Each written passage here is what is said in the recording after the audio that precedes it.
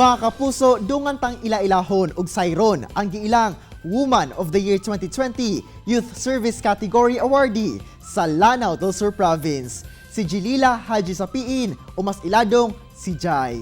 Ma'am Jai, mayong buntag og dayon sa At Home with GMA Regional TV. Kamusta ka, ma'am? Hello po, assalamualaikum, maayong buntag po sa tanan. Okay kaayo ko na ako karon sa Marawi and I am greeting everyone a peaceful morning po. Ma'am Jai, how young are you katong na-involved na ka sa nagkadaiyang civic organizations ug unsa ang mga activity nga imuhang gipang apilan?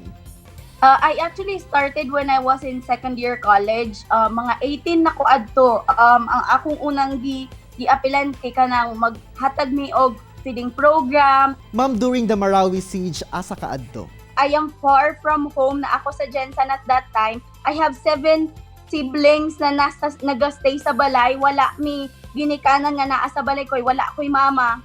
Walay magatiman. So, gitawagan ko na nag-start ang gera diri sa Marawi. So, when I had the opportunity to return back to Marawi City, and nakita na ko na na-save ang lives ako ang mga manghod, kana nagkaingon me na this is our second life. You know what happened to Marawi City and what Marawi Siege brought to our lives as people ng Marawi, no? Kaya after that, kami mismo sa ako ang mga manghod, ni-appeal mi og volunteers sa mga relief operations, kanang hatag og psychosocial support sa mga bata na naa sa temporary shelters. Ma'am, you played a big role sa pag-secure sa imong mga kababayan atong giyera sa Marawi. How were you able to stage safe places for the displaced children? Ang pinakadakong role nato ana was when we conducted psychosocial support and when we taught people, stakeholders na naa jud sa kanang bisan wala sa 10 city kanang mga IDPs og peace education.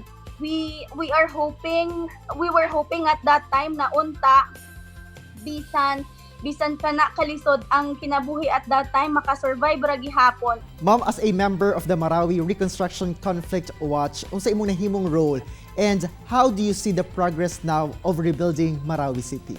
This is actually a platform to voice out kung unsa ang mga gusto ipaabot sa mga IDPs. So what we pinakadako nga contribution is is lobbying the bill, the Marawi Compensation Bill sa Congress, i-monitor kung unsay progress sa Marawi rehabilitation, and as of the moment lahat tanan atong nangakuha nga information, we write them, we make people's report out of it.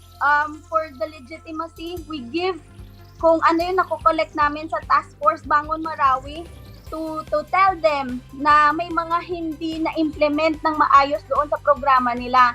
Now, this is actually a good tactic for us to inform the government what is wrong. Hindi siya pagrereklamo, pakikipagtulungan yon para nalalaman ng gobyerno kung ano yung kulang at baka pwede pang ayusin. Ma'am, isip usasab ka Community Development Officer usas imong mga initiatives nga gimugna ang palapa sa Lumba.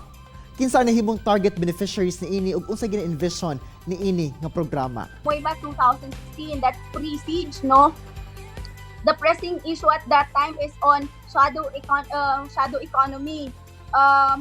We wanted to make women, kasi sila ang atong target, women, especially mga naa sa probinsya, maka-earn og money para naa sila matabang sa ilang mga bana, panggastos para sa balay. Introduce palapa sa Lumba na pwede siya mahimong social enterprise. This is also our way of introducing Maranao cuisine, Maranao condiments, Maranao food to the country para mailhan ang Maranao tungod sa spicy palapa kani among ginatawag nga palapa sa Lumba.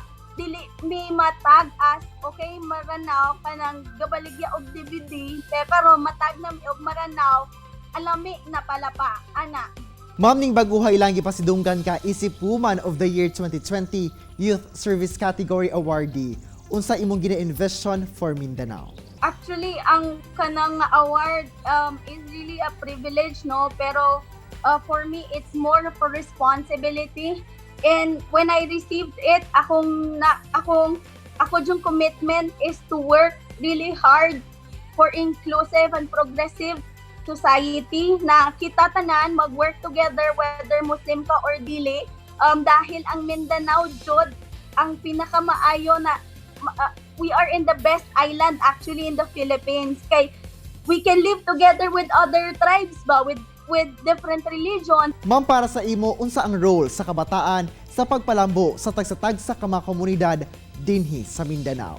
This is our time to work with our elders.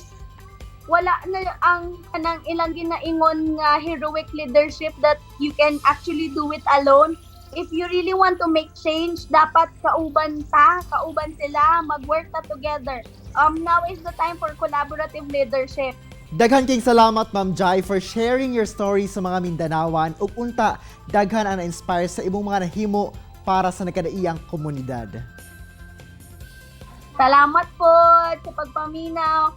Unta magkita ta ninyo after aning pandemic. I am wishing everyone nga kita tanan safe, no? Salamat.